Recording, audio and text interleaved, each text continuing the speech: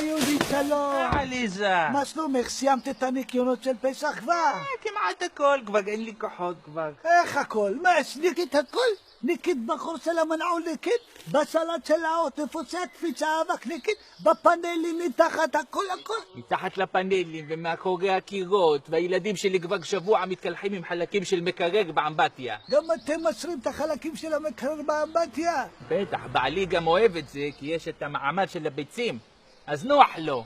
לא יכול להיות שסיימת בטח מחפפת. אני כשאני מנקה יסודי. אני מוציאה את כל התריסים אחד מנקה סלב.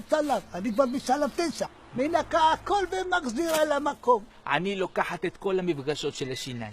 אני מוציאה את כל השערות, ככה סעגה, פולע אותם, שוטפת אותם באקונומיקה ומחזירה עם דבק לתוך המפגשת. אחר כך את הבקבוק, אחרי שנגמר האקונומיקה, אני לוקחת אותו ומנקה אותו באקונומיקה. זה, את יודעת שאני עושה ספונג'ה בתקרה? איך את עושה ספונג'ה בתקרה? יפה שאלת. אני קוראת לכל הילדים שלי, אני קוראת לאלי, לסימון, למחלוף, לבדר. מחלוף לא תמיד מגיע, אבל אני קוראת לו. איך שהם באים להרים אותי על הכתפיים שלהם, אני עושה עמידת ראש ואני מנקה את התקרה יסודי, עד שנתפוס לי עצר.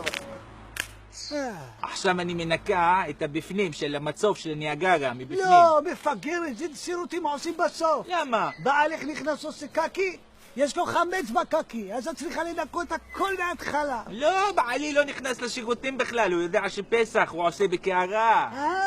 יופי, תהיו לי ברעים. מה עם השכנה שלך דקל עם זרוע בגברת מנדלאי? מה איתה? לא ראיתי אותה מנקה לפסח הזה? הם לא מנקים לפסח, הם טסים כל המשפחה בחג ליורו דיסני.